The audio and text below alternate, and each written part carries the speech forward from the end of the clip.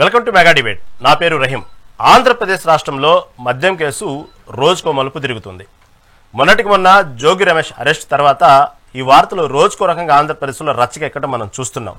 ఓ పక్క జోగి రమేష్ అరెస్ట్ అయ్యి బెయిల్ కోసం ప్రయత్నాలు చేస్తుంటే మరోపక్క బీజేపీ ఎమ్మెల్యే చేసిన వ్యాఖ్యలు ఇప్పుడు పెద్ద చర్చాంశనమైంది.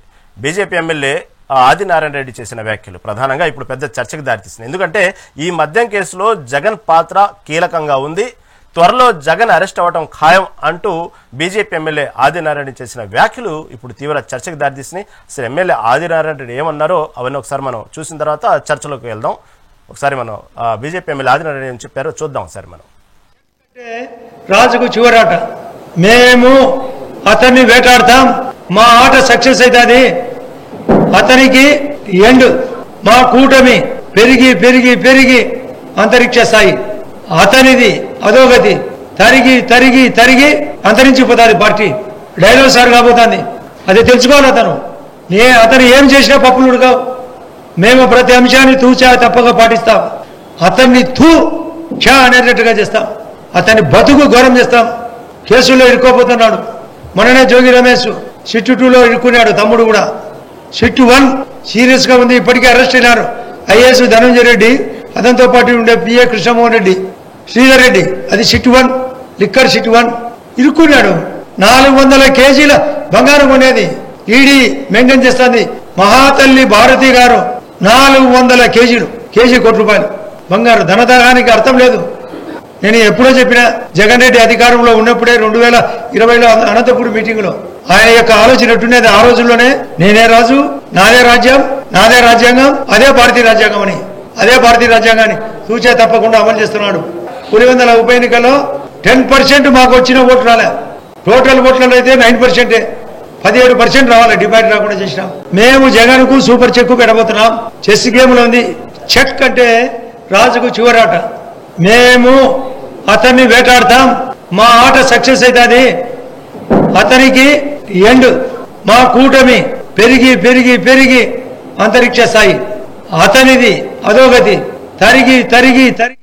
విన్నారు కదా, ఇది ఎమ్మెల్యే ఆదినారాయణ రెడ్డి చేసిన వ్యాఖ్యలు. ఈ వ్యాఖ్యలపైన ఈరోజు మెగా డిబేట్లో మనతో పాటు సిద్ధంగా ఉన్నారు చర్చించడానికి గోసాల శ్రీనివాస్ విశ్లేషకులు, అదేవిధంగా కంచల్ల విజయభాస్కర్ టీడీపీ అధికార ప్రతినిధి, అదేవిధంగా పొన్నగంటి భాస్కర్ బీజేపీ అధికార ప్రతినిధి మనతో పాటు సిద్ధంగా ఉన్నారు. మొదటిగా మనం పొన్నగంటి భాస్కర్ గారి దగ్గరికి వెళ్దాం. భాస్కర్ గారు నమస్తే అండి. భాస్కర్ గారు విన్నారు కదా మీ ఎమ్మెల్యే ఆదినారాయణ రెడ్డి చేసిన వ్యాఖ్యలు. ఏంది ఇంతకు ఎప్పుడు ముహూర్తం వైఎస్ జగన్మోహన్ రెడ్డికి? అంటే ఈ రాష్ట్రంలో గత ప్రభుత్వంలో ఉన్నటువంటి మాజీ ముఖ్యమంత్రి అయినటువంటి జగన్మోహన్ రెడ్డి గారు ఈ రాష్ట్రాన్ని దివాలా తీసే పరిస్థితి తీసుకొచ్చి ఈరోజు అప్పులు పాలైపోయిన పరిస్థితి, ఎంప్లాయర్స్ కి జీతాలు లేని పరిస్థితి, పరిశ్రమలు లేని పరిస్థితి, పెట్టుబడులు లేని పరిస్థితుల్లో వాళ్ళు మాత్రం లక్షాధికారులు, కోటాధికారులు, కోటీశ్వరులుగా తయారడానికి ఒక్కొక్క ఎమ్మెల్యేని తయారు చేసినటువంటి ఘనత జగన్మోహన్ రెడ్డి గారికి దక్కుతారు.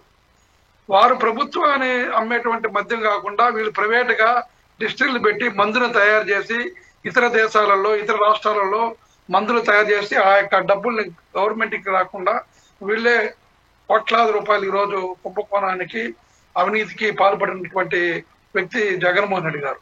వీళ్ళ అనుంగు శిష్యులు మా తిరుపతి జిల్లా నుంచి మాజీ శాసనసభ్యుడు, చంద్రగిరి శాసనసభ్యుడు, అలాగే చూడా chairman, TTD X board member అయినటువంటి ప్రేమైన శిష్యుడు జగన్మోహన్ రెడ్డి గారికి చివిరెడ్డి భాస్కర్ రెడ్డి.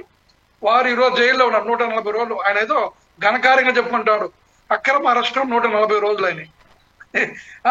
జైలుకి పోయేసి జైల్లో ఉన్నటువంటి అతను. అలాగే మిథున్ రెడ్డి గారు మా చిత్తూరు, మా ఉమ్మడి జిల్లాలో ఉన్నటువంటి రాజంపేట పార్లమెంట్ సభ్యుడు, అతను కూడా ఈ యొక్క అవినీతిలో కూరుకుపోయి వారు కూడా జైల్లో ఉండి మొన్న బెయిల్ మీదకి వచ్చినారు.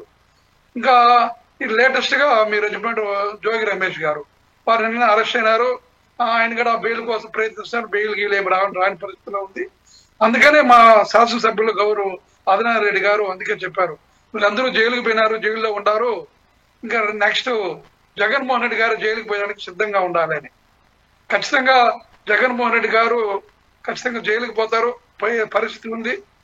కాబట్టి ఈ అవినీతికి పరాకాష్ఠగా ఈరోజు ప్రథమ నాయకుడిగా, ముద్దాయిగా ఆయన నిలవాల్సిన పరిస్థితిలో ఈరోజు యావత్ ప్రజానికం కూడా కోరుకుంటాం జగన్మోహన్ రెడ్డి గారు ఎప్పుడు జైలుకి పోతాడా అనే పరిస్థితిలో ఈరోజు రాష్ట్రంలో ఉన్న ప్రజలందరూ కూడా కాసుకుంటున్నారు.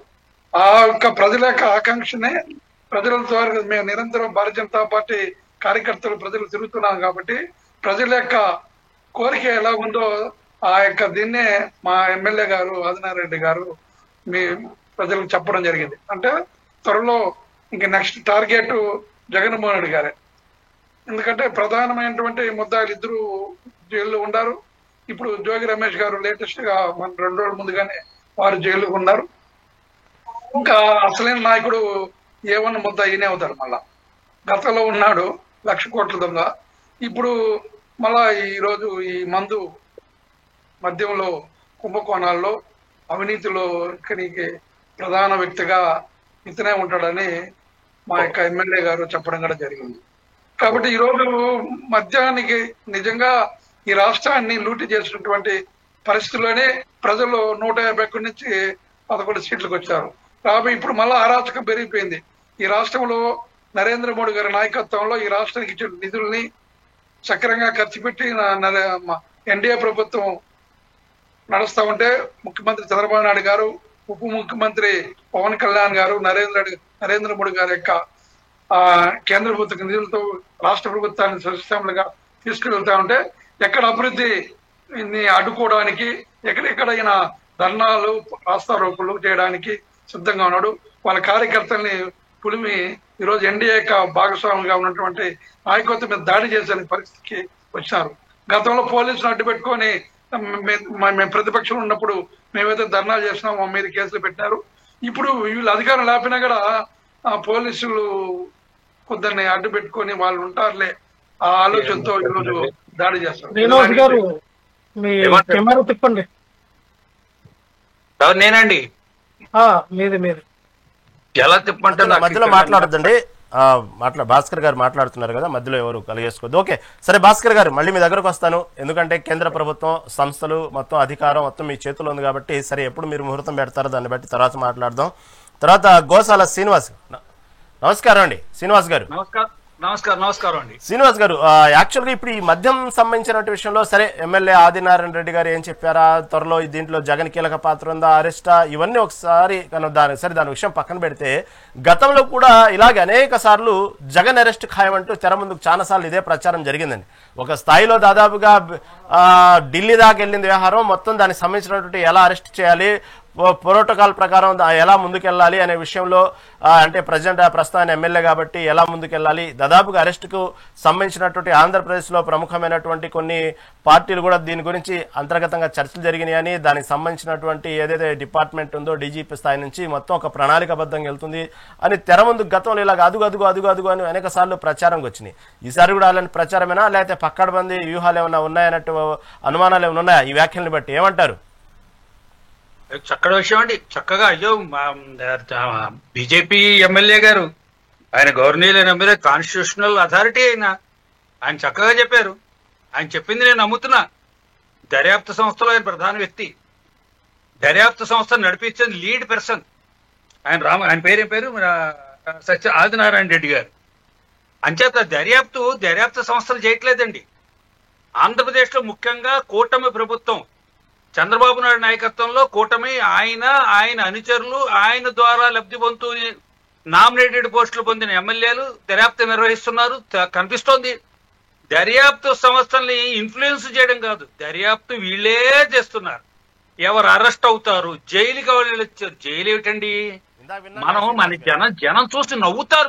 మనం మాట్లాడే పద్ధతి జైలు అంటే శిక్ష పడిన తర్వాత పడేదాన్ని జైలు అంటారు. ఈ లోక రిమాండే అంతా. చంద్రబాబు నాయుడు గారు కూడా 42 రోజులు జైలు శిక్ష అనుభవించి వచ్చారు. ఒప్పుకుంటారు కదా వీళ్ళు, ఇప్పుడు ఒప్పుకుని తీరాలి. నో అనడానికి వీల్లేదు, నో అంటే వీల్లేదు, ఒప్పుకోను నేను.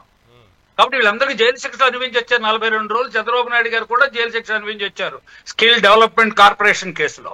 కాబట్టి ఎమ్మెల్యేలు అందరూ కూడా జాగ్రత్తగా, నేను తెలుగుదేశానికి ఎంత దూరమో వైసీపీకి అంతే దూరం, ఇప్పుడు భారతీయ జనతా పార్టీకి కూడా అంతే దూరం.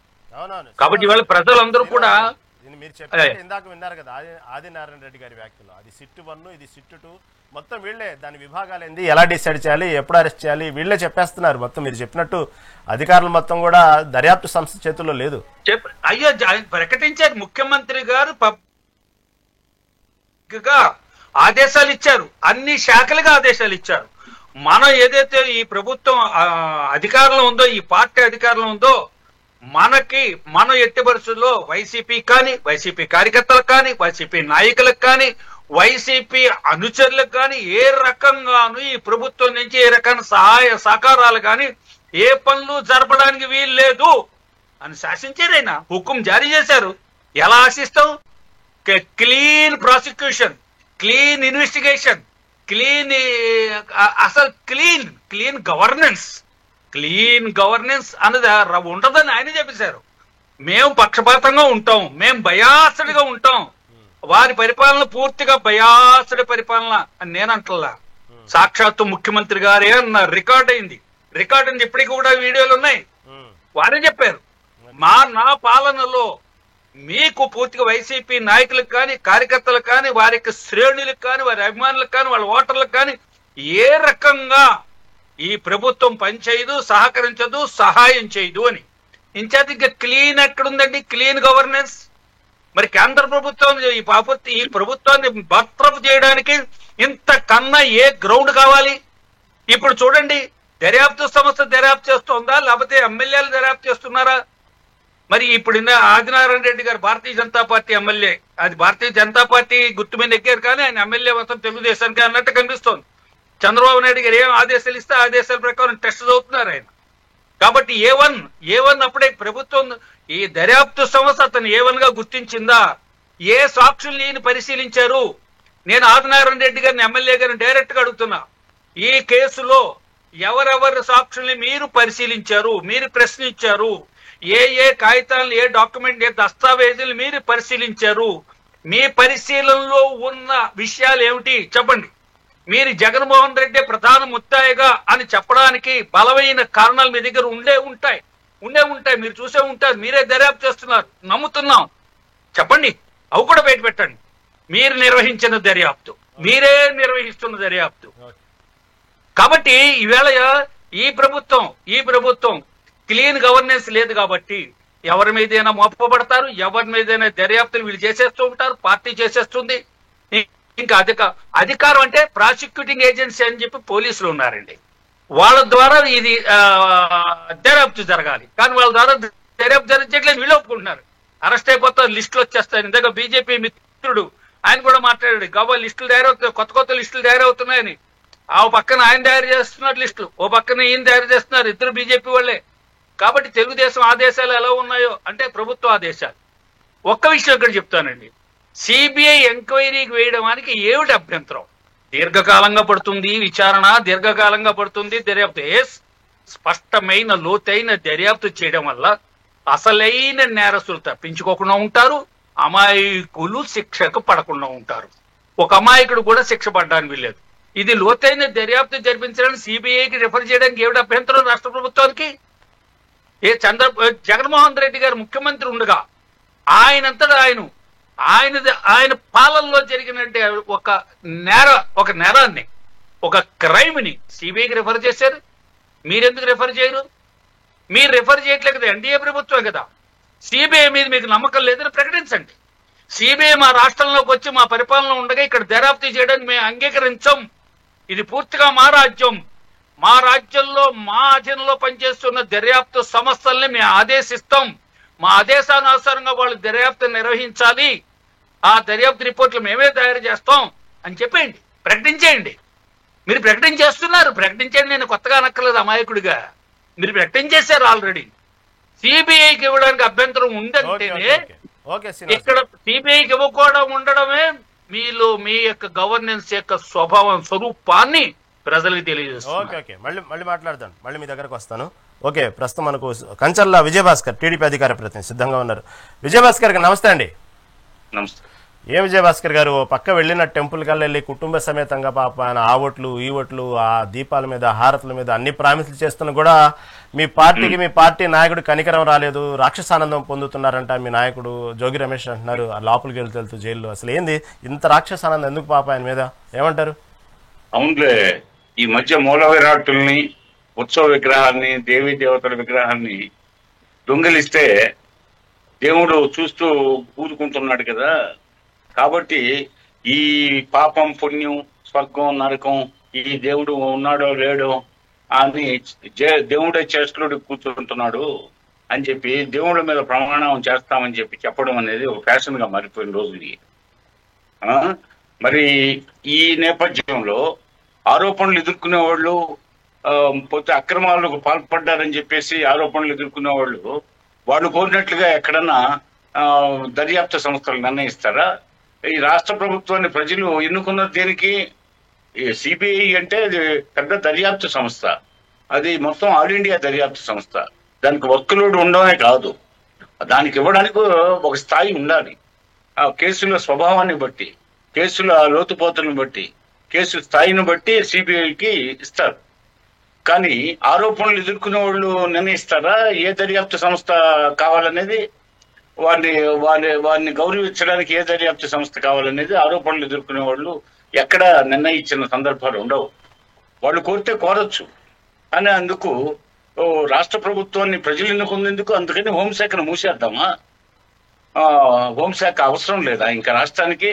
ప్రతి రాష్ట్రంలో హోంశాఖ ఉంది కదా. ఆ శాఖకు సంబంధించి కొన్ని దర్యాప్తులని జరుగుతాయి. ఆ శాఖ తన పరిధి చాలదనుకున్నప్పుడు కేంద్రానికి సిఫార్సు చేస్తుంది. అప్పుడు కేంద్ర ప్రభుత్వ ఆధ్వర్యంలో నడిచే సిబిఐ అప్పుడు రంగంలోకి దిగుతుంది. ఆ విధంగా సిబిఐ దర్యాప్తు అనేది కొనసాగుతుంది. ఇప్పుడు జగన్ రెడ్డి గారి మీద 11 సిబిఐ కేసులు ఉన్నాయి, 7 ఈడీ కేసులు ఉన్నాయి, 18 కేసులు. అవి 13 సంవత్సరాలుగా జరుగుతున్నాయి. వారు కోరినట్లు లోతుగానే దర్యాప్తు చేస్తున్నాయి కదా. వేల పేజీలు రిపోర్ట్లు తయారు చేస్తానే ఉన్నాయి. ఇంకా పోతే దర్యాప్తు చాలా 13 సంవత్సరాలు అనేది సాధారణ విషయం కాదు. చాలా ఇప్పటికే కాలాతీతమైందని చెప్పేసి ప్రజల్లో గొప్ప టాక్ నడుస్తుంది. వీటన్నిటిని పరిగణలోకి తీసుకోకుండా మేము కోరినట్టు సిబిఐకి ఇవ్వండి, ప్రతి విషయాన్ని సిబిఐకి ఇస్తారు. ఎక్కడైనా రాష్ట్ర ప్రభుత్వానికి ఒక హోంశాఖ ఉంది కదా, ఆ హోంశాఖ పరిధిలో ఇవి పనిచేయాలి కదా, దానికి పని ఉండాలి కదా ఆ హోంశాఖకి. అది విషయం. అదేవిధంగా ఇప్పుడు ఇది ఆరోపణలు నిజమే, ఆయన నిర్దోషి అని చెప్పేసి ఎవరన్నారు? అదేవిధంగా ఆరోపణలు వచ్చాయి, నిందలు వచ్చాయి.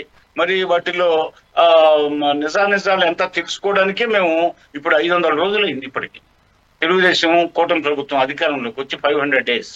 ఈ 500 డేస్ నుంచి మరి అతన్ని ఎందుకు అరెస్ట్ చేయలేదు? ఈ కూటమి ప్రభుత్వ సహనాన్ని అక్కడే మీరు గమనించాలి. ఎన్నో ఒత్తిళ్లు వచ్చాయి.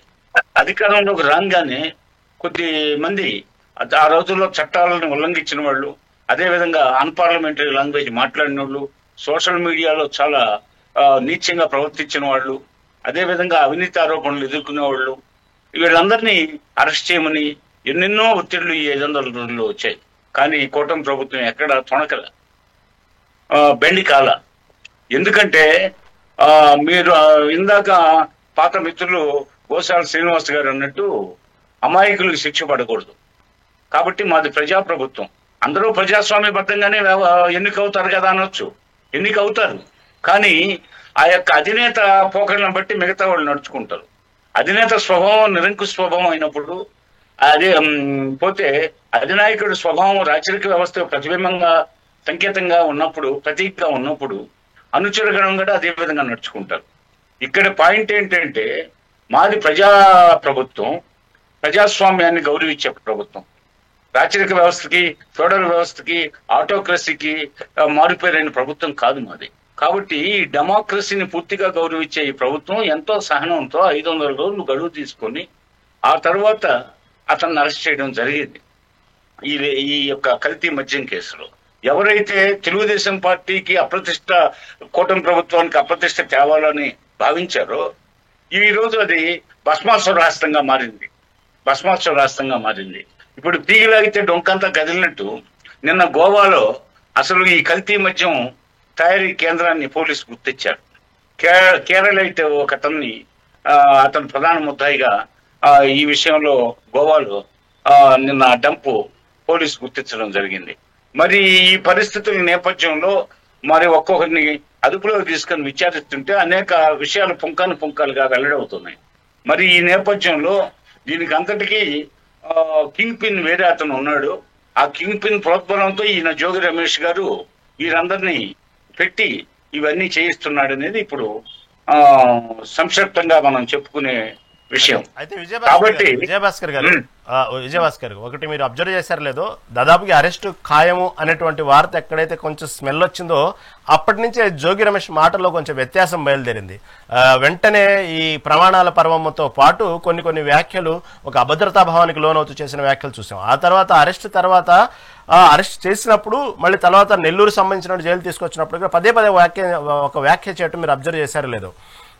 చంద్రబాబు కూడా కుటుంబం ఉంది, చంద్రబాబు కావాలని అక్రమ అరెస్ట్ చేస్తున్నారు, చంద్రబాబు అలా అయిపోతారు, అతనికి ఒక కుటుంబం ఉంది అంటూ పదే అది శాపమో వార్నింగ్ అర్థం కాల. ఏముంది దాని వెనక అర్థమైంది అంటే వచ్చేది నష్టం అనే ప్రభుత్వం అనా, లేకపోతే దాని ప్రకారం నడుచుకుంటాను వార్నింగ్ అనుకోవాలా, లేకపోతే ఆ ఫ్లడ్ స్టేషన్లో శాపాలు ఇస్తున్నాడు అనుకోవాలా, ఏమనుకోవాలి? రహీం గారు, మీరు బాగా విశ్లేషిస్తారు విషయాలు, నేను గమనిస్తున్నాను డిబేట్స్ లో. పోతే ఇప్పుడు 500 రోజులు అనేది నేను చెప్పాను ఇంతకుముందు ఈ ప్రభుత్వం అధికారంలోకి వచ్చి. జోగి రమేష్ ఎప్పుడో తెలుగుదేశం పార్టీ ఆఫీస్ మీదకి దండయాత్రకు పోయాడు, చంద్రబాబు నాయుడు ఇంటికి దండయాత్రకు పోయాడు. కాబట్టి ఆ కక్ష పెట్టుకొని ఆయన మీద ఈ విధంగా ఆరోపణలు చేసి ఆయన అరెస్ట్ చేశారని చెప్పేసి వాళ్ళు చెప్పే మాట.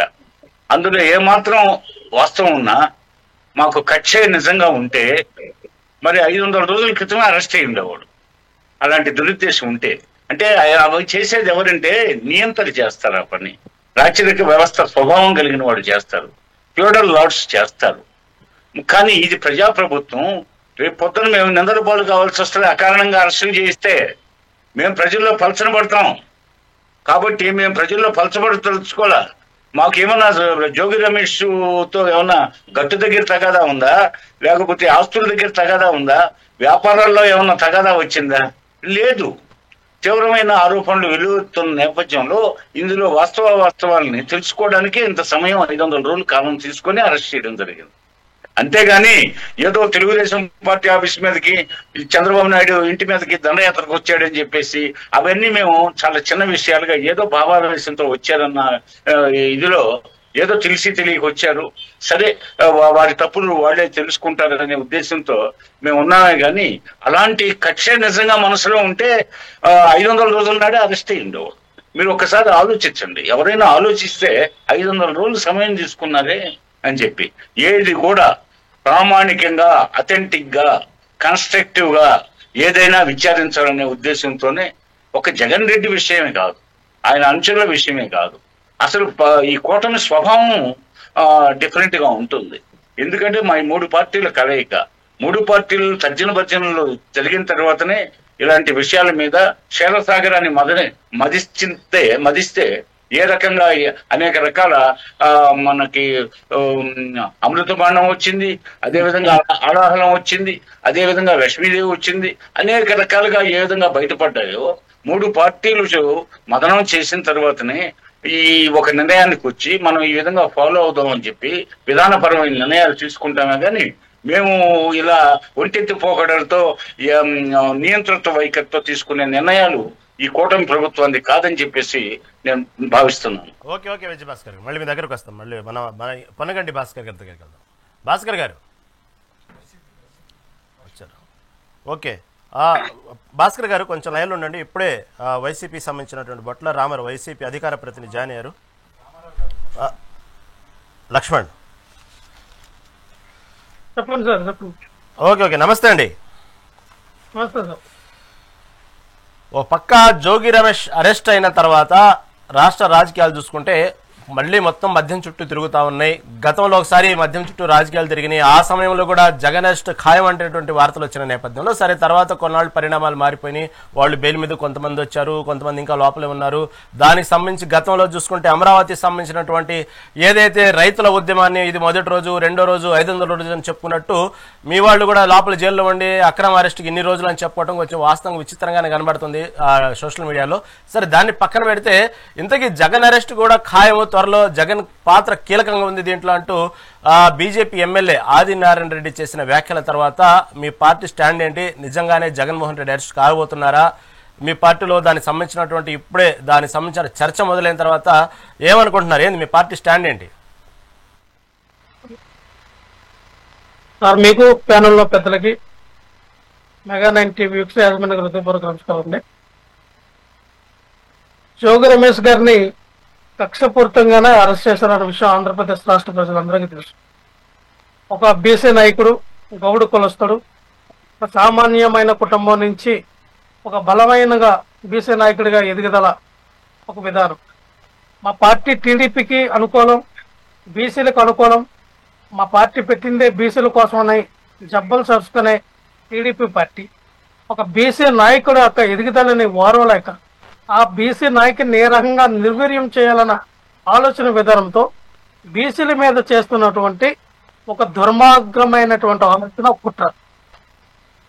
ఈ రోజున ఎక్కడో మొలకల చెరువులో దొరికినటువంటి తంబలపల్లి నియోజకవర్గంలో కేంద్రంగా మరి ఈ 5,250 కోట్లు స్కామ్ గల మద్యం బాటిల్ అమ్మడం ద్వారా వచ్చినటువంటి మనీ ఎవరి అకౌంట్లోకి వెళ్ళేవి అని చెప్పి దాని మీద సిబిఐ ఎంక్వైరీ చేయండి అని చెప్పి సదరు జోగి రమేష్ గారు ఎప్పుడైతే సిబిఐకి కంప్లైంట్ చేశారో అప్పుడు ఆ మరెస్ట్ రోజు వచ్చి జోగి రమేష్ గారిని అరెస్ట్ చేశారు.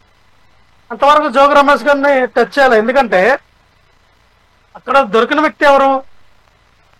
తంబలపల్లి నియోజకవర్గంలో టీడీపీ ఇన్ఛార్జిగా ఉండి ఆ టికెట్ ఇచ్చినటువంటి జయచందర్ రెడ్డి మెయిన్ ఆయన నిందితులని మీరు భావించే కదా పార్టీని సస్పెండ్ చేశారు. వెంటనే తెలియగానే నిర్మోహటంగా ఇటువంటి విచారణ జరపకుండా ఇటువంటిది ఏమీ లేకుండా జయచంద్ర రెడ్డి, జనార్దన్ రావుని అలాగే సురేంద్ర నాయుడు వీళ్ళు ముగ్గురిని పార్టీని సస్పెండ్ చేశారు లేదా?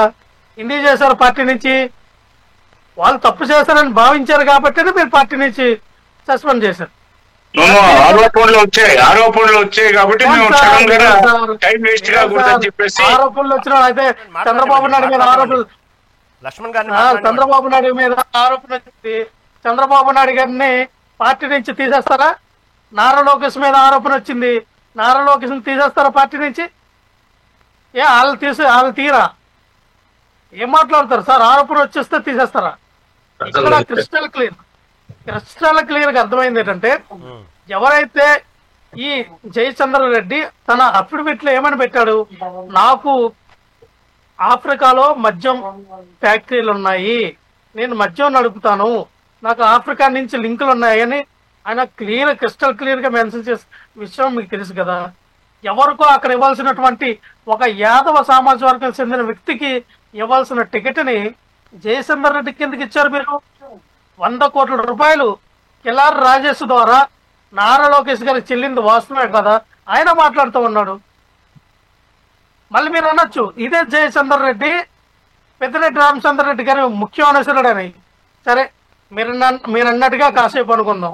పెద్దిరెడ్డి రామచంద్ర రెడ్డి గారి యొక్క ముఖ్య అనుసరుడు అయితే మీరెందుకు మీ పార్టీ బీఫామ్ ఇచ్చారు?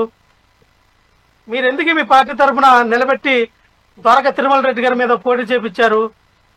దానికి సమాధానం చెప్పాలి కదా. లేదా జోగి రమేష్ గారు ఫోన్ చేస్తే జయచంద్ర రెడ్డి గారికి టికెట్ ఇచ్చారా?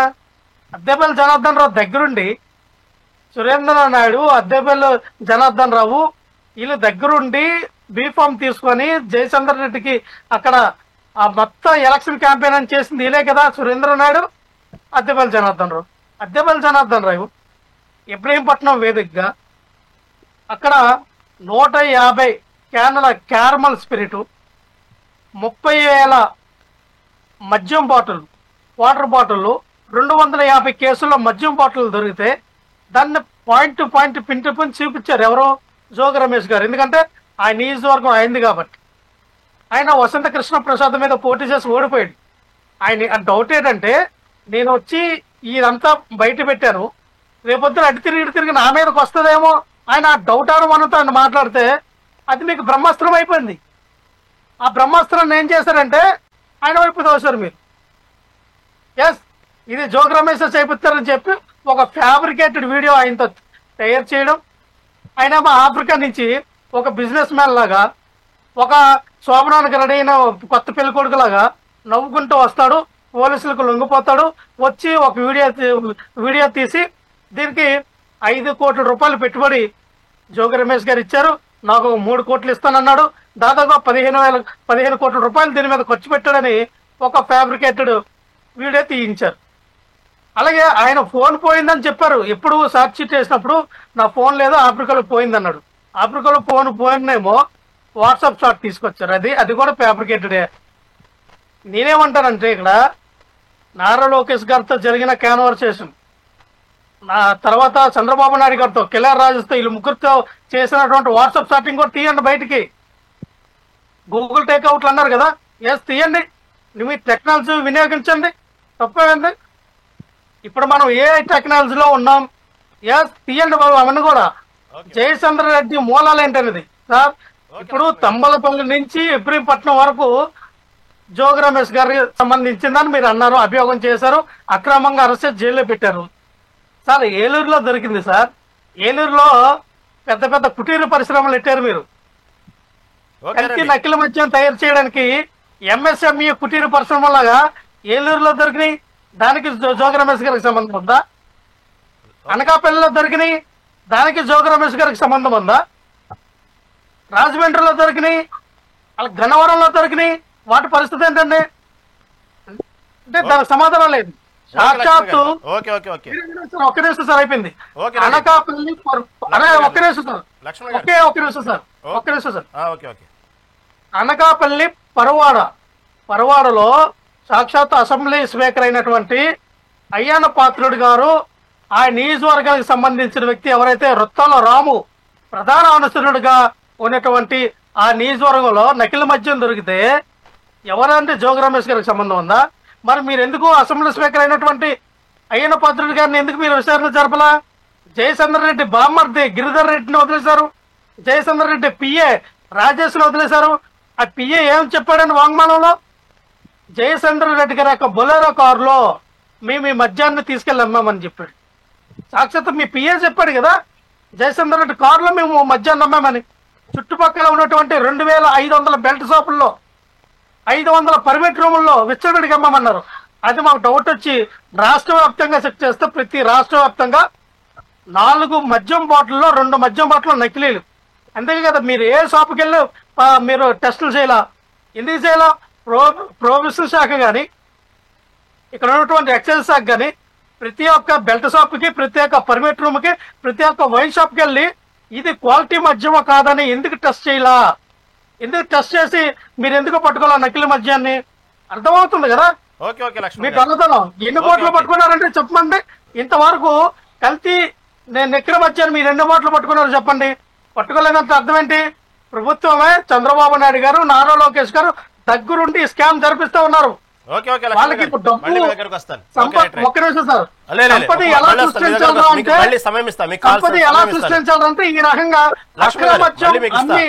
అక్రమద్యాన్ని తయారు చేసి ఈ యొక్క సంపద సృష్టించే కొత్త సాధనం అనేది చంద్రబాబు నాయుడు గారు కనుక్కున్నారు. కాబట్టి లక్ష్మణ్ గారు మళ్ళీ మీకు సమయం ఇస్తాను, మళ్ళీ మీ దగ్గరకు వస్తాను. శ్రీనివాస్ గారు వాస్తవంగా సరే, ఈ జోగి రమేష్ ఉన్నారా, లేకపోతే గతంలో జనార్దన్ ఉన్నారా, లేకపోతే నిన్న చెప్పినటువంటి టీడీపీ ఎమ్మెల్యే ఎంపీలు ఏం మాట్లాడారో ఇవన్నీ పక్కన పెడితే, ఈ అక్రమ అరెస్టులు ఒకదాని మీద ఒకటి, ఆ ప్రభుత్వం ఉన్నప్పుడు ఈ నాయకుల్ని, ఈ ప్రభుత్వం ఉన్నప్పుడు ఆ నాయకుల్ని, ఈ అరెస్టుల పర్వంతోనే ముందుగానే చూడు మేము వచ్చిన తర్వాత అలా చేస్తాం ఇలా చేస్తాం అనేటువంటి విషయాన్ని తప్పితే, ప్రజలకు అవి చేస్తాం ఇది చేస్తామని పక్కన పెట్టేసి అరెస్టుల పర్వం అనేది సవాళ్లు విసురుతున్నారంటే అసలు దీన్ని ఏమనుకోవాలంటే కేవలం రాజకీయాలు, అధికారము, వ్యవస్థల్ని ఈ విధంగా వాడుకోవడానికి ఉపయోగిస్తున్నారంటే ఏమంటారు శ్రీనివాస్ గారు? ఖచ్చితంగా కక్ష సాధింపు చర్యలే, ఖచ్చితంగా మిస్యూజింగ్ ది పవర్. ప్రజా సంక్షేమం కోసం ఆలోచించడం కానీ, ప్రజా పరిపాలన కానీ, ఈవేళ ప్రజాక్షేత్రంలో ప్రజలు పడుతున్నటువంటి బాధల్ని ప్రజలు ఏ విధంగా అనుభవిస్తున్నారు, ఏ విధంగా విమర్శిస్తున్నారు, ఏ విధంగా వాళ్ళ ఆవేదన వ్యక్తం చేస్తున్నారు అన్న విషయాన్ని ఎక్కడైనా పట్టించుకున్న పాపాన్ని పోయారా? ఎక్కడైనా అడిగారా? ఎక్కడైనా సరే ఇప్పుడు మీ సామాజిక మాధ్యమాల్లో వస్తున్న చర్చలు కానీ లేదా మీడియాలో వస్తున్న చర్చలు కానీ వీళ్ళందరినీ ఎవరైనా గట్టిగా మాట్లాడితే పేటీఎం పేటీఎం ఏదో పేటీఎం పేరు పెట్టారు. కాబట్టి ఈ విధంగా ఎక్కడ ప్రజాక్షేత్రంలో వీళ్ళు ఏదైనా సమగ్రమైనటువంటి ఆలోచన చేశారా, విచారణ చేశారా ప్రజా సంక్షేమం కోసం? మాకు రాష్ట్ర ప్రభుత్వంలోకి మేము అధికారంలోకి వచ్చిన వెంటనే కళ్ళా పెట్టి ఖాళీ అయిపోయిందని మాకు తెలీదు. సుదీర్ఘమైన రాజకీయ అనుభవం ఉండి ముఖ్యమంత్రిగా చేసి ఒక ట్రాన్స్పరెన్సీ ఉంది. రాష్ట్ర యొక్క ఖజానా గల్లాపెట్టి యొక్క పరిస్థితి అందరికీ తెలుసు. రిజర్వ్ బ్యాంక్ తెలుసు, కేంద్ర ప్రభుత్వానికి తెలుసు, రాష్ట్రంలో ఉన్నటువంటి ప్రతిపక్ష నాయకుడు హోదాలో ఉన్నటువంటి నారా చంద్రబాబు నాయుడు గారు తెలియదనడం క్షమించరాని నేరం. అది తెలియపడం ఏంటి? 2 లక్షల కోట్ల రూపాయలు అప్పుగా బాకీ అంటే నిల్వ, అప్పు నిల్వ 2 లక్షల కోట్ల రూపాయలు ఉండగా ఇవాళ మీరు వచ్చినటువంటి 500 రోజుల్లో 10 లక్షల కోట్లకు అప్పులు చేసేశారు. దేనికోసం చేశారు? ఏ సంక్షేమం మీరు చూశారు? ఎక్కడ ప్రజల యొక్క జీవన పరిస్థితిని గ్రాఫ్ పెరిగింది? ఎక్స్ప్లెయిన్ చేయండి. ప్రజలు సిద్ధంగా ఉన్నారు. ఇందాక మా మిత్రుడు వైసీపీ అధికార ప్రతినిధి గారు చెప్పారు, ఎన్నో ఆరోపణలు చేస్తారు, ఎన్నో సాక్ష్యాలతో సైతంగా, వ్యక్తుల పేరుతో సైతంగా బయటపెట్టాడు ఆయన. ఎవరైతే తెలుగుదేశం కార్యకర్తలు, నాయకులు, వాళ్ళ శ్రేణుల్ని మీరు సస్పెండ్ చేశారని. నిజంగా మీరు ఆ శ్రేణుల్ని సస్పెండ్ చేయడం కారణం ఏమిటంటే దర్యాప్తును తప్పుదో పట్టించడానికి, లేదా ప్రజలకి అబ్బాయి నేరస్తుల మీద చర్య తీసుకున్నారు. పార్టీని సస్పెండ్ చేయడం నేరస్తుల మీద చర్య కాదది. మీరు దర్యాప్తు సంస్థకు ఆ విధంగా మీరు ఆదేశాలు ఇచ్చారా? ఇప్పుడు నిజంగా చెప్తున్నాను, ఇప్పుడు ఫస్ట్ టైం విన్నాను నేను. మన వైసీపీ అధికార ప్రతినిధి ప్రజాక్షేత్రంలో ఉన్నారు కాబట్టి అందుకు గ్రహించగలిగారు ఆయన. ఇవన్నీ కూడా ఎక్కడ చెప్పగలరండి ఆయన? ఇప్పుడు రాష్ట్ర ప్రభుత్వ ఆధీనంలో నడుస్తున్న దర్యాప్తు సంస్థకి వెళ్ళి అన్ని రహస్యాలు, అన్ని పత్రాలు, అన్ని వాంగ్మూలాలు కూడా ఇచ్చారు. తునిలో, యలమంచిలో అక్కడ చెప్పారు ఆయన. అనకాపల్లిలో కూడా ఈ వాంగ్మూలాలన్నీ పరిగణలోకి తీసుకుంటున్నారా? వాళ్ళు పరిగణలోకి తీసుకునే పరిస్థితి ఉందా? అంజన్పాత్ర నియోజకవర్గంలో జరిగినట్టు ఏదైతే ఉందో కుంభకోణం స్కామ్, ఈ నకిలీ మద్యాలన్నీ 4 సీసాలకు 2 సీసాలు నకిలీ మద్యాలని, ఈ మొత్తం దర్యాప్తు అంతా రాష్ట్ర ప్రభుత్వ ఆధీనంలో ఉన్న ఈ తెలుగుదేశం దర్యాప్తులో, తెలుగుదేశం పార్టీ లేదా కూటమి పార్టీలు నిర్వహిస్తున్న దర్యాప్తులో ఇవేమీ పరిగణించరు, ఇవేమీ పరిశీలించరు. కాబట్టి దీనికి ఖచ్చితంగా కేంద్ర దర్యాప్తు సంస్థకు ఇవ్వాలి. కేంద్ర దర్యాప్తు సంస్థకి అడగడంలో ఉద్దేశాలు వేరు. ఎక్కడుందండి? దగ్గరకు వస్తా. మీరు చెప్పినట్టుగానే గతంలో చూస్తే చంద్రబాబు అరెస్టు, ఇప్పుడు చూస్తే జోగి రమేష్ అరెస్టు, భవిష్యత్తులో జగన్ అరెస్టు, ఈ వ్యాఖ్యలు వింటా ఉంటే యువత రాజకీయాల్లో రావాలి, మహిళలు రాజకీయాల్లో రావాలి, రాజకీయ ప్రక్షాళన జరగాలి, రాజకీయానికి సమాజంలోకి విలువ ఉండాలి, ప్రజలకు ఏ విధంగా మనం పరిపాలన ఇవ్వాలి, ఇలాంటి పెద్ద పెద్ద డైలాగులు వినే వాళ్ళకి ఒక రకంగా రాజకీయాలు మాత్రం జుగుప్సాపరంగానే కనిపిస్తా ఉన్నాయి. టోటల్ ఓవరాల్ చూసుకుంటే. మళ్ళీ మీ దగ్గరకు వస్తానండి. భాస్కర్ గారు, బీజేపీ భాస్కర్ గారు. సార్ చెప్పండి. హలో భాస్కర్ గారు, బీజేపీ అధికార ప్రతినిధి. చెప్పండి. భాస్కర్ గారు, ఇక్కడ ఒక చిన్న విషయం ఒకటి గమనించాలండి. ఎక్కడంటే కల్వకుంట్ల కవిత మద్యం కేసులో ఎప్పుడైతే అరెస్ట్ అయ్యారో, అరెస్ట్ అయిన తర్వాత కొన్ని పరిణామాల్లో ఎప్పుడైతే ఆమె బెయిల్ మీద బయటకు వచ్చిన తర్వాత కొన్ని లేఖలు అయితే లీక్ అయినాయి కదా, కవితకు సంబంధించిన లేఖలు లీక్ అయినాయి, పెద్ద రాజకీయ దుమారం రేసింది తెలంగాణకు సంబంధించి. అప్పుడు ఆమె చేసినటువంటి వ్యాఖ్యల్లో చూసుకుంటే బీజేపీ పార్టీలో సరే విలీనమో లేకపోతే బీజేపీ పార్టీని లేకపోతే కలవటమో, దానికి సంబంధించిన బీజేపీ పార్టీ సపోర్ట్ చేయడం, ఇలా నా మీద ఒత్తిడి తెచ్చారు బెయిల్ విషయంలో. టోటల్గా బీఆర్ఎస్ పార్టీని చంపేయడానికి, బీజేపీలో కలపటానికి ప్రయత్నాలు జరిగినాయి. నేను జైల్లో ఉండి ఖచ్చితంగా ఎదురు తిన్నాను, ఒప్పుకోలేదు, కాబట్టి నా బెయిల్ లేట్ అయింది అనే వ్యాఖ్యను డైరెక్ట్గానే ఎవరో కాదు కల్వకుంట్ల కవితనే చెప్పారు. అదేవిధంగా ఇక్కడ చూసుకుంటే ఆంధ్రప్రదేశ్లో మద్యానికి సంబంధించిన అరెస్టులు చూస్తూ ఉంటే, బీజేపీ పార్టీ సంబంధించిన ఎమ్మెల్యే ఆదినారాయణ రెడ్డి వ్యాఖ్యలు చూస్తూ ఉంటే, అలాంటి షరతులు ఏమైనా ముందు పెట్టి దాదాపు జగన్ కూడా ఇరికించేసి అలాంటి భయభ్రాంతులకు గురి చేసి అలాంటి షరతులు ముందు పెట్టాలంటే పద్ధతిగా ప్లాన్గా ఏమైనా చేస్తున్నారంటే ఏమంటారు? ఎంత మీడియా ఊహాగానాలు తప్ప నిజం కాదండి. ఎందుకంటే ఢిల్లీ మాజీ ముఖ్యమంత్రి అంటే వ్యక్తి జైలుకి వెళ్ళినాడు. అదే కేసులో కొర్లకుంట కవిత గారు కూడా జైలుకి వెళ్ళారు. వారు బెయిల్ తీసుకొని రావడం జరిగింది. ఆమె వచ్చి మళ్ళా రాజకీయ పురాణంలో వాళ్ళ కుటుంబంలో ఉన్నటువంటి తగాద, వాళ్ళ బావ గారికి, ఈమెకి, అన్నదమ్ముడికి, తండ్రికి ఉన్నటువంటి ఈ లొసుగుల్ని బయట రానియకుండా ఇది ఈ యొక్క ఆరోపణ చేస్తే రాజకీయ ఆరోపణలు చేసినాడు తప్ప భారతీయ జనతా పార్టీకి ఆమె బెయిల్ రావకుండా పోవడానికి ఎలాంటి సంబంధాలు లేవు. అది ప్రభుత్వం సిబిఐ అధికారులు ఆ పని వాళ్ళు చేస్తారు. ఇక్కడ మీరు అన్నట్టు ఇక్కడ జగన్మోహన్ రెడ్డి గారిని ఏదో అరెస్ట్ చేస్తే మాకు బీజేపీకి వచ్చేది ఏం లేదు, పోయేది ఏం లేదు. కాబట్టి మాకు ఇక్కడ ఎన్డీఏలో భాగస్వామిగా Bharatiya Janata party, Telugu Desam party, Janasena party ఉమ్మడిగా ఉన్నాం, కలిసి పోటీ చేసినాం, కలిసి ఆంధ్రప్రదేశ్ అభివృద్ధిలో పాలు పంచుకుంటున్నాం. అలాగే కింద స్థాయిలో కూడా కార్యకర్తలు కూడా అదే మరి ఉన్నారు. వారు వైసీపీ నాయకులు నిన్న సీఎం చంద్రబాబు వ్యాఖ్యలు కొన్ని చూస్తా ఉంటే దానికి అర్థం పట్టే విధంగా ఇక భవిష్యత్తులో అనేది ఎప్పటికీ ఇక మా పార్టీ ఉన్నది అంటే రాజకీయ పార్టీ అయినా భవిష్యత్తులో ఓడిపోతామని చెప్పదులండి. కాకపోతే అతని వ్యాఖ్యలు మాత్రం చూసుకుంటే ఒకసారి సీఎం చంద్రబాబు గారి వ్యాఖ్యలు చూసుకుంటా ఉంటే మాత్రం ఇక భవిష్యత్తులో ఇక రాదు, వైసీపీ అనే పార్టీ రాదు, ఇక దాదాపుగా లాంగ్ లైఫ్ మనమే ఉంటున్నాం అన్నట్టు వ్యాఖ్యలు చూస్తా ఉంటే ఇలాంటి ఏమైనా తెరచాటు వెనక ఏమైనా జరుగుతున్నాయా అనేది ఒక చిన్న అనుమానం. ఏమంటారు? ఇప్పుడు కేంద్రంలో కూడా కాంగ్రెస్ పార్టీ ఇందిరాగాంధీ తర్వాత ఈ రోజు నరేంద్ర మోడీ గారి నాయకత్వంలోని 11 సంవత్సరాలకు పరిపాలిస్తున్నాం. మేము కూడా 45 సంవత్సరాల వరకు కూడా మేము కూడా కేంద్రంలో అధికారం ఉంటుంది భారతీయ జనతా పార్టీ అంటే ఎందుకు చెప్తున్నామంటే ప్రపంచంలోనే ఇది భారతదేశాన్ని అగ్రరాజ్యాన్ని తీసుకెళ్తున్నాం, అవినీతి లేని పాలన తీసుకొస్తున్నాం, నక్సలైజ్ లేని రాజ్యం తయారు చేస్తున్నాం. కాబట్టి అన్ని రాష్ట్రాలకి అభివృద్ధి చేయడానికి నిధులు ఇస్తున్నాం, ప్రజలకి అందుబాటులో ఉన్నాం, ప్రజా సంక్షేమానికి ముందుంటాం. ఆ ఉద్దేశంతోనే కేంద్రంలో ఉంటాం.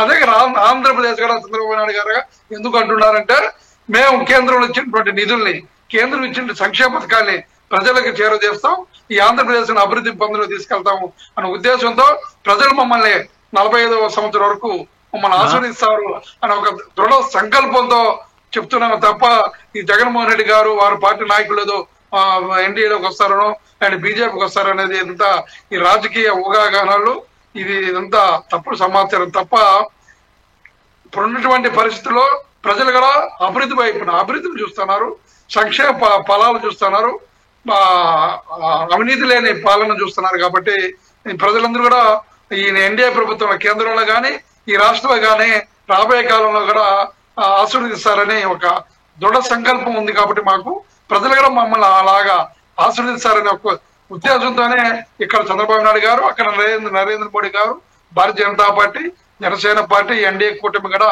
గట్టిగా చెప్తా ఉంది, విశ్వసిస్తున్నాం. అంతేగాని ఇక్కడ ఈ రాష్ట్రంలో వారు వస్తారని ఓకే భాస్కర్ గారు, ఓకే మీరు చెప్పినట్టుగానే సరే ఎవరెవరు భవిష్యత్తులో ఏం తేలుతాయి అనేది వాస్తవంగా ఒకరిని ప్రెస్ చేసి పార్టీలు విలీనం చేయాలనేది ఇవన్నీ కూడా వాస్తవంగా ఒక్కొక్క నాయకులది ఒక అభిప్రాయం అండి. ప్రస్తుతం తెలంగాణ రాజకీయాన్ని కంపెనీ చేసి చెప్పడం జరిగింది కాబట్టి ఓకే దాన్ని పక్కన పెడతాం. తర్వాత విజయభాస్కర్ గారు చెప్పండి. ఓకే విజయభాస్కర్ గారు, వాస్తవంగా చూసుకుంటే నిన్నటికి నిన్న జరిగినటువంటి ఏదైతే అక్రమ మద్యం సంబంధించినటువంటి విషయంలో, నకిలీ మద్యం సంబంధించిన విషయంలో చూసుకుంటే గోవాలో కూడా అరెస్టుల పర్వం జరిగిందండి. అక్కడ గోవాలో అరెస్టుల పర్వం జరిగినప్పుడు ఎవరైతే ఉన్నారో A1 గా ఉన్నటువంటి వ్యక్తి ఎవరైతే ఉన్నారో ఆయనకి ఈ గోవాలో అరెస్ట్ అయిన వ్యక్తులను చూసుకుంటే స్పిరిట్ కూడా సప్లై చేసినట్టు వార్తలు వస్తున్న నేపథ్యం కనబడుతోంది.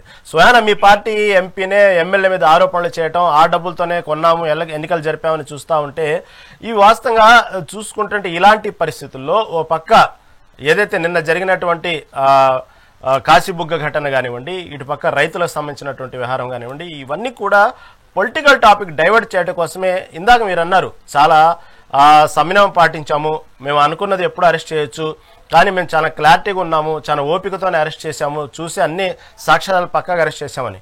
కాదు దానికంటే కూడా ప్రస్తుతం ఉన్నటువంటి విమర్శ ఏంటంటే ఎప్పుడు ఎవరిని ఏ విధంగా అరెస్ట్ చేయాలి, ఉన్నటువంటి సమస్యను ఏ విధంగా డైవర్ట్ చేయాలి అనేటువంటి విషయాల్లో భాగంగానే ఇప్పుడు జోగి రమేష్ బలయ్యాడు.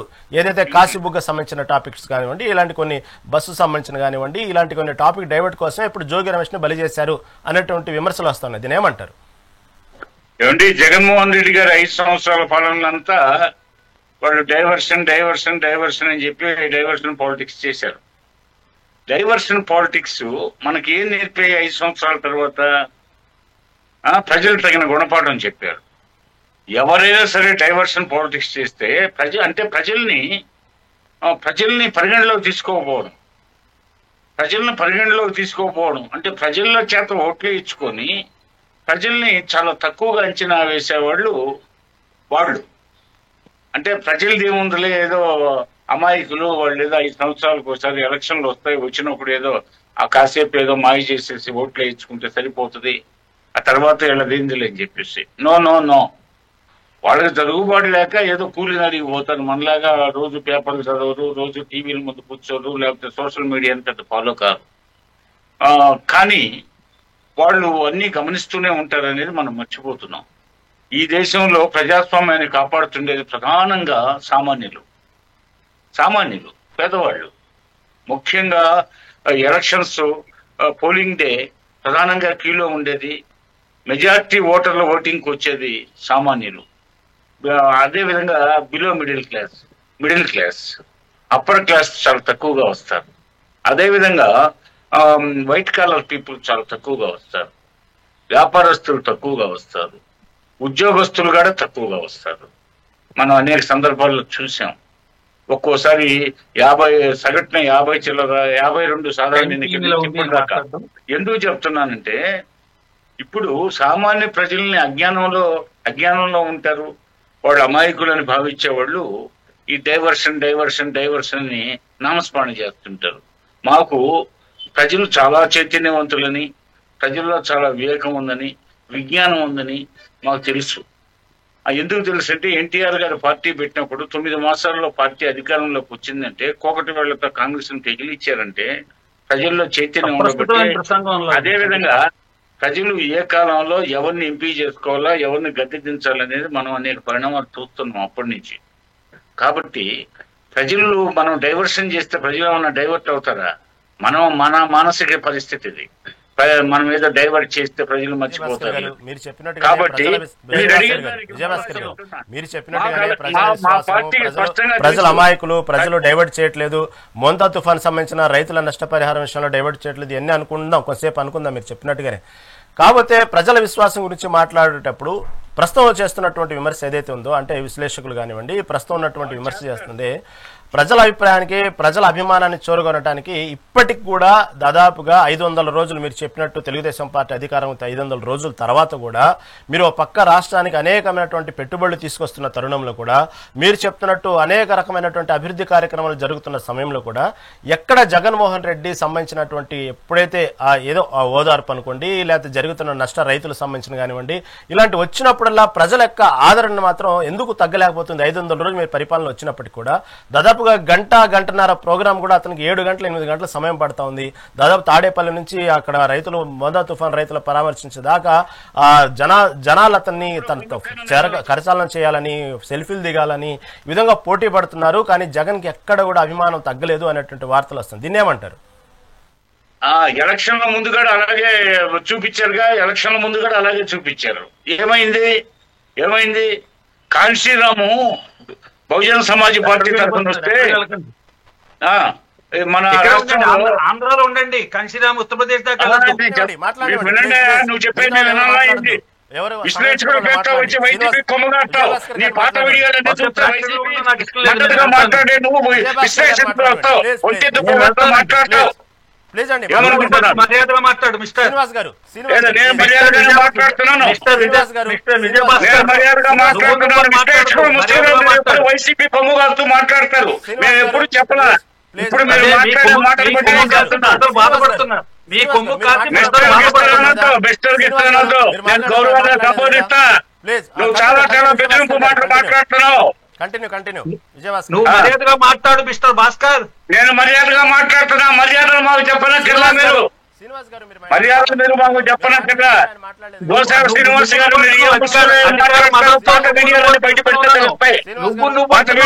మతంతో ఎవరు? మాకు అధికార మతం లేదు, మీకుంది మతం పెట్టుకుంటున్నారు వైసీపీ వాళ్ళు. క్రిమినల్ బ్యాచ్ అంతా ఇప్పుడు అంతా తీగిరాగితే డొంకంతా కదులుతుంది, మీ కోసాలన్నీ కదిలిపోతున్నాయి.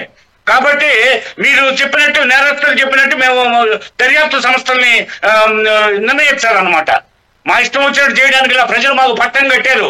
పైగా చిన్న ఈ కల్తీ కల్లులు, మద్యం కుంభకోణాలు వీటన్నిటికీ సిబిఐ, ఆల్ ఇండియా దర్యాప్తు సంస్థ వర్కర్లతో సతమతం అవుతుంటే ప్రతిదీ సిబిఐకి ఇమ్మంటారు. ఇక్కడ హోంశాఖను మూసేయమన్నా మీరు చెప్పేది? చెప్పండి. హలో, మీరు కంటిన్యూ విజయభాస్కర్ గారు, మీరు కంటిన్యూ. రహీం గారు, ఓకే. ఇప్పుడు ఇది మాకు ఏ కక్షలు కార్పణ్యాలు లేవు. అసలు వాళ్ళ పార్టీ పునాదులోనే లోపాలు ఉన్నాయి, వాళ్ళ మూలాల్లోనే లోపాలు ఉన్నాయి. ఆశయాలు ఉన్న పార్టీ కాదది, ఆశలతో ఉన్న పార్టీ. వాళ్ళు అధిపతులుగా ఉండాలా, పెత్తనం చెలాయించాలా, దళపతులుగా ఉండాలా, పోతే అధికారాన్ని అడ్డం పెట్టుకొని కుంభకోణాలు చేయాలా, ఇవి వాళ్ళ ఆశయాలు. వాళ్ళేదో సంక్షేమ కార్యక్రమాలని ఏదో అలా కంటి తుడుపుగా నవరత్నాలు నవరత్నాలు నవరత్నాలు అన్నారు, ప్రజలు గ్రహించారు ఇదంతా కొట్టి ఇది అజాగర స్థానం అని, ఇది ఇందులో ఏమి ప్రసలేదని చెప్పి అభివృద్ధి కార్యక్రమాలు లేకుండా ఏదో మమ్మల్ని మైకంలో పెట్టడానికి నవరత్నాలు నవరత్నాలు చెప్పారు, అంత మోసం చేశారని గ్రహించే ప్రజలు పక్కన పెట్టారు. ప్రజలు పక్కన పెట్టారు. ఈ రోజు మా సహనాన్ని వారు చాలా బలహీనతగా తెచ్చుకుంటున్నారు. అందుకే డిబేట్స్ లో కానీ బయట కానీ వీరంగం చేస్తున్నారు, వాళ్ళు వీరంగం చేస్తున్నారు. మా మంచితనమే కారణం అనేది వాళ్ళు అంగీకరించాలా. వాళ్ళ పరిపాలనలో మాట్లాడడానికి స్వాతంత్రం లేదు, వాక్ స్వాతంత్రం లేదు. ప్రజలకు స్వేచ్ఛ వాయువులు అందించారు, ప్రజలు ఆందోళనకు గురయ్యారు. ఈ అరాజక పరిపాలన, ఈ అక్రమ పరిపాలన, నిరంకుశ పరిపాలన అడ్డుకోవడానికే 94% స్ట్రైక్ రేట్ గెలిపిస్తే మేము ప్రజాస్వామ్యబద్ధంగా పరిపాలన చేస్తా ఉంటే వాళ్ళకి చాలా లోకుగా ఉంది. వాళ్ళు మేము తక్షణమే చర్యలు తీసుకోలేకపోయాకే ఆ విధంగా భావిస్తున్నారు. మేము చట్ట ప్రకారం వెళ్ళేవాళ్ళం, చట్ట ప్రకారం. విజయభాస్కర్ గారు, మీరు చెప్పినట్టు కక్షపూరిత రాజకీయాలు కాదు, ఆ సిస్టమ్ ప్రకారం వెళ్తున్నాం, చట్టం పని తాను చేసుకుంటూ వెళ్ళిపోతుంది. ఇవన్నీ వ్యాఖ్యలు వెనుక ఓకే, దాన్ని కొంచెంసేపు అలా ఉంచుతాం.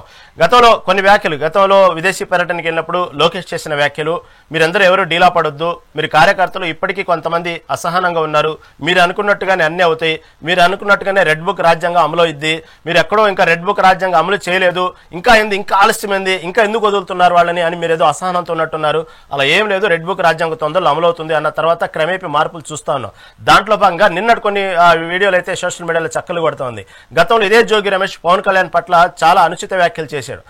కుక్కతో పోల్చి కుక్కతో అన్నట్టు వ్యాఖ్యలు చేసినటువంటి తరుణంలో పవన్ కళ్యాణ్ దానికి కౌంటర్ గా బజార్ని వెళ్ళేటప్పుడు ఎన్నో పిచ్చి కుక్కలు అరుస్తూ ఉంటాయి కాబట్టి ఆ పిచ్చి కుక్కల మాటలను పట్టించుకోకూడదు, పిచ్చి కుక్కల్ని తీసుకెళ్ళడానికి ఒక సమయం ఉంది, ఆ పిచ్చి కుక్కలు తీసుకెళ్లే వాహనం వచ్చింది, ఆ వాహనంలో ఆ రోజు ఆ పిచ్చి కుక్కలను తీసుకెళ్తారు, గుర్తుపెట్టుకుంటే ఆ వాహనం వచ్చే రోజు ఉంది, వస్తాయి, తీసుకెళ్తాయి అనేటువంటి వార్త ఇప్పుడు సోషల్ మీడియాలో బాగా వైరల్ అవుతా ఉంది.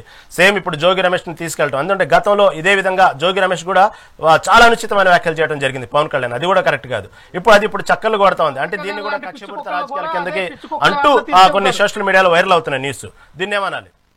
ఇప్పుడు రెడ్ బుక్ అంటే ఏంటంటే అది రాజ్యాంగం కాదు. యువగలం పాదయాత్రప్పుడు ఆయన దృష్టికి అనేక విషయాలు వచ్చాయి ప్రజల నుంచి.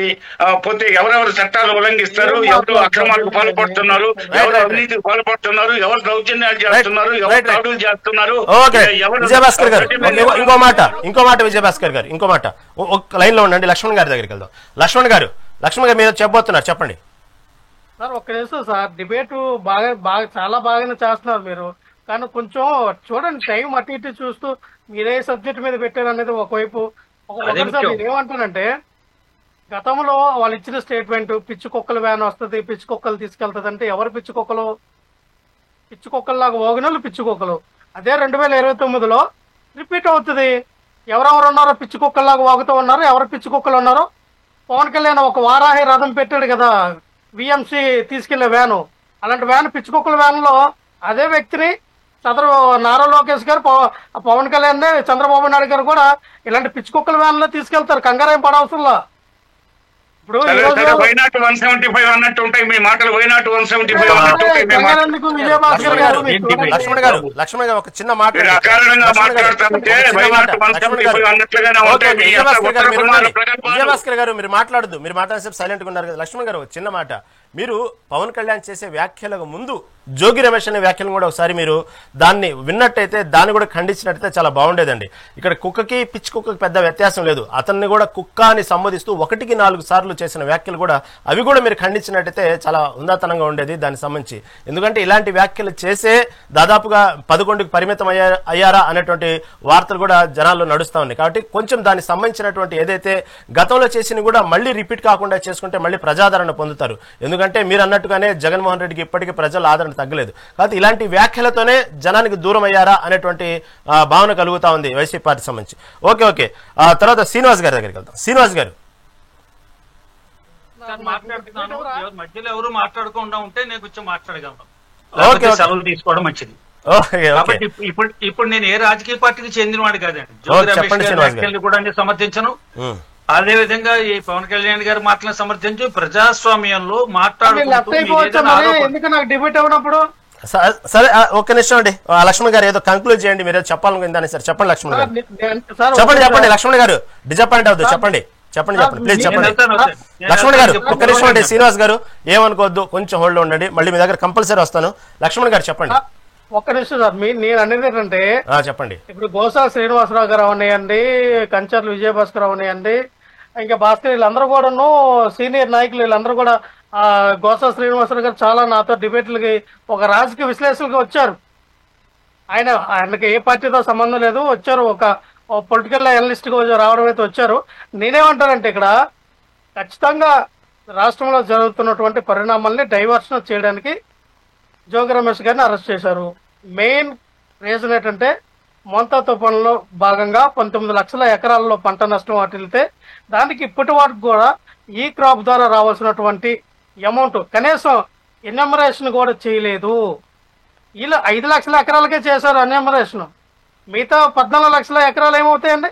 ఒక పక్క 11 లక్షల ఎకరాల్లో వరి పంట నాశనమైంది, 4 లక్షల ఎకరాల్లో అరటి తోట నాశనమైంది, మరొక 2-3 ఎకరాల్లో జొన్న నాశనమైంది, బొప్పాయి, ఒక పక్క మిర్చి, ఇవన్నీ కూడా వీటికి ఎవరండి? మళ్ళీ ఇంకో మాట అన్నారు, ఏదైతే నష్టపరిహారం ఇస్తామో 33% మేర పోయినంత పంట నష్టానికి నష్టపరిహారం ఇస్తామన్నారు. నష్టపరిహారం ఎవరు తీసుకుంటారో వాళ్ళ పంటకు కొనారట. అదే రూల్ అంటే నాకు అర్థం కావట్లే. వాడు పండించిన పంట ఏం చేసుకుంటాడు? మీరు ఇచ్చిన 2,000-3,000 అదే ఒక ఎకరాకి 30,000-40,000 ఒక రైతేమో ఒక ఎకరాకి ఎంత ఖర్చు పెడతాడు. మీరు ఇచ్చిన 3,000-4,000 తీసుకొని ఆ పంట ఏమో తీసుకెళ్ళి కాలట్లో పారేస్తాడా? అదే నష్టపరిహారం ఇవ్వడం నాకు అర్థం కావట్లే. ఖచ్చితంగా నష్టపరిహారం ఇవ్వాలి. వాళ్ళు ఏ పంట అయితే పండించారో, ఏదైతే తడిసి పనియో దాన్ని కానీ ఏదైనా సరే కుళ్ళు పైన సరే గవర్నమెంట్ కొనాలా. అలాగే ఉచిత పంట బీమా, ఉచిత పంట బీమా ఒక్క నిమిషం సార్, ఉచిత పంట బీమా మేము ఇచ్చాం గతంలో 7,800 కోట్ల రూపాయలు ఉచిత పంట బీమా జగన్మోహన్ రెడ్డి గారు ఇచ్చారు. ఉచిత పంట బీమా తీసేసారు వీళ్ళు, జీవో కూడా ఇచ్చారు. ఎవరు కూడా ఉచిత పంట బీమా ఇవ్వమని చెప్పి ఒక జీవో జారీ చేశారు, దాన్ని రద్దు చేయాలి. అలాగే 7,500 కోట్లు పెట్టి తరాస్తీకరణ కోసం ఒక విధానాన్ని మేము తీసుకొచ్చాం. దాన్ని కూడా వెంటనే అటువంటి విధానాన్ని తీసుకురావాలి. రైతులు ఎక్కడ కూడా నష్టపోకుండా రైతును ఆదుకునే కార్యక్రమం ఈ రాష్ట్ర ప్రభుత్వం తీసుకోవాలి. గతంలో ఈ 2 సంవత్సరాలకు ఇవ్వాల్సినటువంటి 40,000 రూపాయలు కూడా అన్నదాత సుఖీభవ కార్యక్రమం ద్వారా ఇవ్వాలి. శ్రీనివాస్ గారు ఓకే, క్షమించండి, మళ్ళీ ఇంకోసారి మనం దీని గురించి డిబేట్ పెడదాం. కంపల్సరీ మీకు కావాల్సిన సమయం ఇస్తాను. చర్చలో పాల్గొనేందుకు శ్రీనివాస్ గారికి, అదేవిధంగా కంచల విజయభాస్కర్ గారికి, పొన్నగంటి భాస్కర్ గారికి, లక్ష్మణ్ గారికి ధన్యవాదాలండి. ఇది ఓవరాల్ గా ఆంధ్రప్రదేశ్ రాజకీయాలు చూసుకుంటే ఓ పక్క మద్యం సంబంధించినటువంటి కేసులు సంబంధించిన జోగి రమేష్ అరెస్టు తర్వాత రాష్ట్ర రాజకీయాలు అనేక మలుపులు తిరుగుతున్నాయి. రోజుకు కొత్త రకంగా దీనికి మలుపులు తిరుగుతున్న సమయంలో ఎమ్మెల్యే ఆదినారాయణ రెడ్డి చేసిన వ్యాఖ్యలు ఇప్పుడు రాష్ట్ర రాజకీయాల్లో చర్చనీయాంశంగా మారింది. ఇది ఈ విషయం చూస్తూనే ఉండండి మెగానన్ టీవీ.